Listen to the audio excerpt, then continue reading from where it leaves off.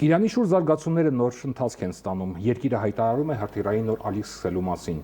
Մեզ հետ իրանագետ վերլուծաբան Արամ Շահնազարյանն է, շնորհակալություն հրավերը ընդունելու համար։ Եվ այսպես Թեհրանի դիրքորոշման կտրուկ փոփոխությունը կամ սրացումը կարող են կապել հոգևոր առաջնորդի ընտրության հետ,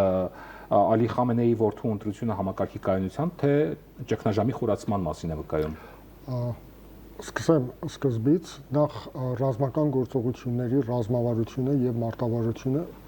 մշակվում է ի սկզբանե։ Դրանք չեն կարող պայմանավորված լինել հոգևոր առաջնորդի ընտրության հետ կամ երկրում ցանկացած քաղաքական իրադարձության հետ։ Սա միանշանակ է։ Սա մշակվում է հաշվի առնելով 12-օրյա պատերազմի դասերը, որոնք քաղել են Իրանի ռազմական ղեկավարությունը, հաշվի առնելով պատերազմի ընթացքը եւ այն անհրաժեշտ փոփոխությունները, որոնք ցանկացած պատերազմի ընթացքում մտցվում են երկրների ռազմավարության եւ մարտավարության մեջ։ Իսկ ինչ վերաբերում է նորընտիր առաջնորդի այաթոլլահ Սեյեդ Մոջթաբա Խամենեի ընտրությանը, դա միանշանակ երկրի քաղաքական համակարգի կայունության նշանն է։ Իրանը հակամոնարխիական պետություն է, սակայն իշխանությունը ստացվում է փոխանցվել է հորից որդուն։ Կարող ենք ասել, որ Իսլամական Հանրապետությունը դե ֆակտո վերածվում է ժառանգական իշխանության համակարգի, եւ սա ինչ ազդեցություն կարող է ունենալ կամ ինչ կարող է ինչ տրամադրություններ կարող է առաջացնել հանրության շրջանում։ Սա նախ ես պետք է նշեմ, որ սա այդ դասական առումով հորից որդուն փոխանցելու ընթացքը չէ։ Գոյություն ունի փորձագետների խորհուրդ, խոբրեգան, ինչպես պարսկերենով են ասում, խորհրդարանը, մեջլիսը, որը ընտրում է առաջնորդին։ Այդ խորհուրդը գոյություն ունի, ընտրվում է իր պարտականությունների մեջ մտնում է բացի հոգևոր առաջնորդի ընտրությունը, այլ նաև վերահսկել հոգևոր առաջնորդի գործունեությունը, որպեսզի դա դուրս չգա օրենքի եւ շարիայի սահմաններից։ Սա միանշանակ հստակ է, եւ առաջնորդը բացի հեղափոխության հիմնադիր առաջնորդ այաթոլլահ Խոմեյնին, որը բնականաբար ինքն էր հեղափոխության առաջնորդը եւ ինքն էր հիմնադիրը Իսլամական Հանրապետությանը, թե այաթոլլահ Ալի Խամենեին, թե հիմա իր զավակը այաթոլլահ Մոջթաբա Խամենեին ընտրվում են այդ խորհրդի կողմից։ Սա չի կարող այլ կերպ դիտարկվել, այլ կերպ լինել ներողություն։ Իսկ ինչ վերաբերում է այս պարագայում, սա այդ դասական առումով հորից որդուն անցնելու գործընթացը չէ, հաշվի են առնվել բոլոր նրբությունները, այն բոլոր պայմանները, օբյեկտիվ եւ սուբյեկտիվ, որոնք ապրում է այսօր Իրանը, թե քաղաքական առումով, ներքաղաքական եւ արտաքին քաղաքականություն, թե ռազմական գործողությունների առումով պատերազմական վիճակից եւ այն բոլոր մարտահրավերները, որոնց առջեւ կանգնած է այսօր Իրանը ու պետք է հաղթահարել։ Սա հստակ մեսիջ է։ Առնվազն արտաքին ես ներքաղաքական վիճակին հիմա չանդրադառնամ, արտաքին առումով հստակ մեսիջը արտաքին աշխարհին, մասնավորապես Միացյալ Նահանգներին եւ Իսրայելին, այսինքն երկու գլխավոր ախոյաններին, թշնամիներին Իրանինը, որ Իրանի քաղաքական գիծը չի փոխվելու, Իրանի առաջնորդը ընտրվելու է համակարգի եւ ժողովրդի կամքով, այլ ոչ թե նրանց ցանկությամբ։ Քաղաքական ինչ գիծ կվարի նոր հոգևոր առաջնորդը, դուք արդեն ակնարկեցիք այդ մասին, բայց հոր կոշտ քաղաքականության շարունակությունը կորթեգրի, թե միգուցե փոքր շատ է կմեղմանա քաղաքականությունը։ Ես կարող եմ հիմա նշել, որ միանշանակ ներկայդրությամբ շարունակվելու է հանգուցյալ առաջնորդի այաթոլլահ Ալի Խամենեի քաղաքական գիծը։ Դա շարունակվելու է մինչ պատերազմական գործողությունների ավարտը։ Դրանից հետո ինչպիսի քաղաքական գիծ կորթեգրի առաջնորդը, նորընտիր առաջնորդը, թե ներքաղաքական ասպարեզում, թե արտաքին քաղաքականության ասպարեզում ցույց կտա ժամանակը եւ իրադարձությունների ընթացքը։ Սակայն մի բան հատուկ պետք է ընդգծեմ, որ ակնհայտ է այս ընտրությունը գործող քաղաքական գծի շարունակականության ապահովման ազդանշան էր։ Կարող ենք ասել, որ Խամենեի մահից հետո Իրանը մտնում է ոչ թե կայունացման փուլ, այլ ավելի կոշտ եւ վտանգավոր փուլ, որտեղ նոր առաջնորդը ստիպված է ուժ ցույց տալ ոչ միայն արտաքին ուժերին, այլ նաեւ սեփական ախոյաններին երկրի ներսում։ Պետք է նշել, որ որևէ նմանատիպ փոփոխություն, բնականաբար առաջնորդի փոփոխություն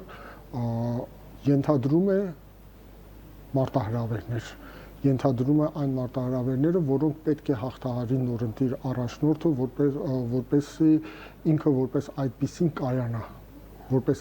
կայանա։ Մենք չմոռանանք, որ Այաթոլլահ Ալի Խամենեին Իրանը ղեկավարում էր 1989 թվականից մինչ օրս։ Ինքը շատ երկար ճանապարհ էր անցել ու այն հեղինակությունը, որ ինքը վայելում էր, բացարձակ հեղինակությունը, բացարձակ այդ առաջնորդական բանը, որ ինքը վայելում էր այս տարիների ընթացքում, դա մեկ օրում, մեկ տարում, երկու տարում ձեռք չէր բերել, տևական էր եղել։ Մենք չմոռանանք, որ Այաթոլլահ Ալի Խամենեին եղել է իսլամական հեղափոխության հիմնադիր առաջնորդ Այաթոլլահ Խոմեյնիի աշակերտներից, եղել է նրա այսպես կոչված գործընկերը իսլամական հեղափոխության այդ ամբողջ գործընթացում, թե շահական համակարգում այդ 15 տարվա պայքարի ընթացքում, թե հեղափոխության հաղթանակի գործընթացում, դրա կայացման գործընթացում եղել է հանրապետության նախագահ եւ հետո ստանձնել է այդ պաշտոն։ Տեսեք ինչ երկար ճանապարհ է անցել ինքը, մինչ այդ հեղինակությունը ձեռք բերել։ Հիմա նորընտիր առաջնորդը, այո, ունենալու է բնականաբար, ոչ ոք չի կարող թաքցնել, թե ներքին թե արտաքին մարտահրավերներ, որոնք պետք է հաղթահարի, պետք է կարողանա համախմբի ժողովրդին, այդ համախմբումը արդեն ստացվում է, եթե հետևեք մեդիային, իրանական մեդիային, այն տեսահոլովակները, այն ռեպորտաժները, որոնք հեռարձակվում են, հենց հիմա Թեհրանում մեծ հավաք է համաժողովրդական կյանքի կոչվել։ Փոքրիկ դժվար է հետևել, որովհետև համացանցը հասանելի չէ, այն ամբողջ երկրի տարածքում համացանցի անջատումներ են, բայց ամեն դեպքում գիտենք, որ Ալի Խամենեին ուներ հատկապես վերջին շրջանում հակառակորդներ հասարակության շրջանում, հանրության շրջանում եւ դրա վառ վկայությունը նաեւ բազմահազարանոց ցույցերը ընդդեմ իշխանության։ Հիմա այս պատերազմը կարող է արդյոք համախմբված լինել նույնիսկ այդ հակառակորդներին ընդհանուր երկրի իշխանության շուրջ հաշվի առնելով արտաքին վտանգները։ Հակառակորդներին ես միանշանակ դրանց չեմ դասում գործող իշխանությունների եւ մանավանդ հոգեվոր գերագույն գլխավոր առաջնորդի հակառակորդների շարքին։ Դրանք բաժանվում են երկու հստակ խմբի։ Մեկ դժգոհները, որ երբ սկսվեց այդ անկարգությունները Իրանում, Այաթոլլահ Խամենեին հստակ նշեց, որ արդարացի դժգոհություններ գոյություն ունեն, հանրությունը իրավունք ունի իր դժգոհությունը արտահայտելու եւ գործադիր օրենսդիր դատական իշխանությունները պարտավոր են որպեսզի կարգավորեն այդ խնդիրները։ Սա միանշանակ նա նշեց։ Նրանք, ովքեր հրահրեցին այդ անկարգությունները, նրանք, ովքեր հեղինակը դարձան այն, ինչի որ տեղի ունեցավ այդ երկու օրվա փիկ օրերի ընթացքում, դրանք այո, միանշանակ համակարգի հակառակորդներն էին, անձամբ առաջնորդի հակառակորդներն էին, նրանք, ովքեր ուղղակիորեն, ամենայն պատասխանատվությամբ նշում եմ, ուղղակիորեն ուղղորդվում էին արտասահմանյան ուժերի կողմից։ Իսրայել, թիվ 1-ը եւ Միացյալ Նահանգներ 5-րդ շարասյան դերն էին կատարում, իսկ պատերազմական գործողությունները ցույց տվեցին, որ դրանք այլևս այդ այսպես կոչված անկարգություններ հրահրելու հնարավորությունը չունեն, որովհետեւ ինչ տրամաբանության վրա էր կառուցված, չմոռանանք Միացյալ Նահանգների եւ Իսրայելի գործողությունները վերացնելու ենք գլխավոր գերագույն հոգևոր առաջնորդին, այսինքն առանցքը համակարգի, գլխատելու ենք ռազմական ղեկավարությանը, քաղաքական ղեկավարությանը, հրահրելու ենք հասարակական անկարգություններ, հասարակական փլուզում, համակարգի փլուզում, ոչ մեկը չստացվեց եւ դա պարզ ապացույցն է այդ ամբողջի, հստակ ապացույցն է։ Պատերազմը ինչպես երևում է ձգվում է եւ մեծապես ազդում համաշխարհային տնտեսության վրա։ Այսօր արդեն հայտնի է դարձել, որ 1 բարել նավթի գինը հատել է $100 սահմանը։ 120 արդեն։ 120։ Թրամփը հայտարարել է, որ նավթի գների նույնիսկ կտրուկ աճը փոքր գին է համաշխարհային անվտանգության համար։ Եթե Վաշինգտոնը պատրաստ է նավթի 120 պլյուս, այսպես ասեմ, դոլարի գներին, կարող ենք ասել, որ փաստացի պատրաստ է երկարատև պատերազմի սցենարին։ Ես մի բան եմ ուզում հիշեցնել, այս 10 օրվա ընթացքում Թրամփը արել է երևի 10-ից առավել հայտարարություն, որոնք մեկը մյուսին հակասում են։ հստակ մի բան գոյություն ուներ, պատերազմի տրամաբանություն կառուցվել էր հենց այդ բանի վրա ես նախորդ հարցում ասացի, այսինքն կարողանալ 3-4 օրվա ընթացքում հարցերը լուծել, խնդիրները կարգավորել, հասնել այն հաղթանակին, որ այդ քովբոյական տրամաբանությամբ գլխարկը սպասես ես հաղթեցի հերթական պատերազմում, ամենահզորն եմ, ամենակարողն եմ, հասնել դրան, բայց դա չի ստացվել եւ ակնհայտ է արդեն միջազգային մամուլն է խոսում, ամերիկյան փորձագետներն են խոսում, Թրամփի ընդդիմադիրներն են խոսում այդ մասին, որ ինքը չունի որևէ ռազմավարություն այս պատերազմը շարունակելու համար։ Ճնշումները օրեցօր մեծանալու են։ Մենք մի բան պիտի հաշվի առնենք, ժամանակը գործում է Իրանի կողմից, Իրանի օգտին, միջազգային տնտեսության, այսինքն այսօր ճապոնական շուկան է լուրջ անկում ապրել բորսան, արևելյան Ասիայի շուկան է լուրջ անկում ապրել, եվրոպական շուկան է անկում ապրել, նավթը արդեն 120-ը եթե էլ չի հատել հասնում է արդեն $120 եւ աճելու է կանխագուշակումները մինչեւ $150 եւ սա ծանրագույն հարվածն է միջազգային տնտեսությանը։ Ինքը պետք է կարողանա մի ինչ-որ ձևով արդարանալ, մի ինչ-որ բան հայտարարել այդ առումով։ Հատկապես աշնանը կոնգրեսի ընտրություններն են։ Այո, աշնանն էլ կոնգրեսի ընտրություններն են եւ սա մեծ ազդեցություն է ունենալու այս պատերազմը այդ ընտրություններում։ Իսկ ինչ վերաբերում է այդ հայտարարությանը միջազգային անվտանգությանը, Իրանը երբ է եղել, որ սպառնացել է միջազգային անվտանգությանը։ Գոնե վերջին 6 ամսվա կես տարվա ընթացքում մենք ականատես ենք եղել 2 անգամ թիրախավորվել է Իսրայելի եւ Միացյալ Նահանգների կողմից։ Իսկ 10 տարվա ընթացքում մենք չմոռանանք անընդհատ Իսրայելի վարչապետը Նեթանյահուն ամեն անգամ ՄԱԿ-ի գլխավոր ասամբլեայում գոնե վերջին 10 տարին հաշվի առնենք, դեռ դրանից ավելի հետ չգնանք։ Ամեն տարի իր հայտարարության ելույթում հայտարարում է Իրանը կանգնած է միջուկային զենք ստեղծելու շեմին։ Մի շաբաթ, 1 ամիս, 10 օր, 1 տարի ժամանակ է պահանջում, բայց չկա այդ միջուկային զենքը։ Նման է այն պատրվակներին, որոնք օգտագործվեցին 2003 թվականին Իրաքի դեմ ռազմական գործողությունները սկսելու հետո պարզվեց, որ դրանք բոլորը սնամեջ էին։ Իսրայելի ազգային անվտանգության խորհուրդը զգուշացնում է իր քաղաքացիներին չմեկնել Հայաստան, Վրաստան եւ Ադրբեջան։ Սա կարող է նշանակել, որ առճակատումը արդեն լոկալ տարածքից տեղափոխվում է նաև Հարավային Կովկաս, այսինքն ռիսկեր է առաջացնում Հարավային Կովկասի համար։ Այս պատերազմը տարածված է ամբողջ մեծ մերձավոր արևելքում, որի մի հատվածը Հարավային Կովկասն է, այդ թվում Հայաստանի Հանրապետությունը, մեր երկիրը, հայրենիքը, Ադրբեջանը եւ Վրաստանը։ Եվ բնականաբար, եթե ծավալները սկսեն մեծանալ պատերազմին, եթե Ադրբեջանը այդքան, այսպես կոչված, իմաստություն չունենա, որ փորձի տրվել ամերիկա-իսրայելական սադրանքին եւ ներքաշվել հակաիրանական գործողություններում, ուղղակի կամ անգամ անուղղակի, դա նշանակում է, որ Հարավային Կովկասը եւս ներքաշվելու է։ Մենք չմոռանանք 2 օր առաջ Իրանի զինված ուժերի կենտրոնական շտաբը, Խաթամուլ-Անբիա շտաբը հայտարարությամբ հանդես եկավ, զգուշացնելով Ադրբեջանին, որ հեռացրեք ձեր տարածքներից սիոնիստներին, դա կարող է հետևանքներ ունենալ ձեր երկրի համար։ Եվ վերջում Իրանում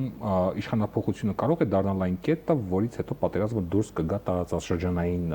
շրջանակներից եւ կվերածվի մեր տերությունների բաց առճակատման արդեն։ Եթե Իրանում Աստված մի առասցե, ես առիթ եմ ունեցել հենց նույն բառերով նշել տարբեր հարցազրույցների ընթացքում, Աստված մի առասցե հնարավոր լինի 1%-ով անգամ իրականացնել այդ Ամերիկայի եւ հատկապես իսրայելական ծրագիրը, որը կազմված է Իրանի համար հասարակական փլուզում, իշխանության փոփոխություն եւ հետո Իրանին որպես պետական միավորում կազմաքանդումը։ Սա հստակ նպատակ է։ Սա կնշանակի, որ ողջ տարածաշրջանը ներքաշվելու է քաոսի մեջ։ Մի քաոսի մեջ, որի վերջը չի երևալու։ Լինելու են բազմաթիվ լոկալ եւ ավելի գլոբալ պատերազմներ եւ սա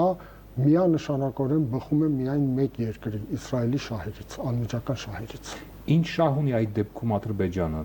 այս սցենարի դեպքում։ Ադրբեջանը մենք չթաքցնենք երկու գլխավոր նպատակներ, իրենք երբեք չեն թաքցրել։ Ինչ վերաբերում է Հայաստանի Հանրապետության, մենք գիտենք, որ որևէ խաղաղության պայմանագիր մինչ օրս չի ստորագրվել Հայաստանի Հանրապետության հետ։ Չկա որևէ պայմանավորվածություն փոխադարձ տարածքի, այսպես կոչված, ինքնիշխանության եւ տարածքային ամբողջականության հարգելու մասին, ինչքան էլ Հայաստանի գործող իշխանությունները, բանդեն նման բան գոյություն չունի։ ադրբեջանական զորքերը օկուպացրել են ոչ միայն Արցախի տարածքը, այլ նաև Հայաստանի Հանրապետության ինքնիշխան տարածքի մի զգալի հատվածը ջերմուկի բարձունքներում են գտնվում։ Նրանց համար բավարար է մեկ պատեհ առիթ, որպեսզի իրականացնեն իրենց վաղեմի ցանկությունը, այսինքն լուծել Սյունիքի հարցը, բռնակցել Սյունիքը եւ փակել այս ցանկությունը այլ բան է, գործնականում այլ բան է։ Ադրբեջանը իզորո է արդյոք նման պայմաններում իրագործել իր ծրագրերը։ Երբ լինի հասարակական փլուզում Իրանում, երբ Իրանը որպես պետական միավորում կազմաքանդվի, որը բազմիցս հանդես է եկել որպես միակ այդ պետությունը, որը խոսում է հստակ Հայաստանի Հանրապետության, ինչին դեմ է նաև Թուրքիան, Հայաստանի Հանրապետության տարածքային ամբողջականության ինքնիշխանության պահպանման օգտին կարմիր գծեր են բազմիցս հայտարարել, ընդ որում հանգուցյալ առաջնորդը միակ երկրի ղեկավարն է եղել, որ խոսել է միջազգային հանրությունում այդ մասին շատ հստակորեն։ Եթե դա տեղի ունենա, նման քաոսային վիճակը տրամաբանորեն այդ հնարավորությունը ստեղծելու է Ադրբեջանը։ Պատկերացրեք, մենք մտնում ենք, զորք ենք մտցնում Ադրբեջան-Թուրքիա, ստեղծում ենք բուֆերային գոտի։ Շատ բարձ, այն ինչ որ տեղի է ունենում, ստեղծում ենք մեզ համար բուֆերային գոտի։ Սա շատ հստակ է, այսինքն տրամաբանորեն կարող է տեղի ունենալ դա, եթե չկա այն ուժը, որ կարող է զսպել, եթե ամբողջ տարածաշրջանը ներքաշված է քաոսի մեջ, ինչպես նշեցի, կան լոկալ եւ գլոբալ պատերազմներ, որոնք ընթանում են, սա շատ հեշտությամբ կարող է տեղի ունենալ։ Մի բան էլ մենք նկատի ունենանք, եթե տեղի ունենա Աստված մի արասը Իրանում հասարակական փլուզում, պետական համակարգի կազմաքանդում, բնականաբար ակտիվանալու են նաև պանթուրքիստական շարժումները։ Սա եւս նպաստելու է այդ ամբողջ գործընթացին։ Շնորհակալություն մեր հարցերին պատասխանելու համար։ Մենք զրուցում էինք վերլուծաբան իրանագետ Արամ Շահնազարյանի հետ։ Ցտեսություն։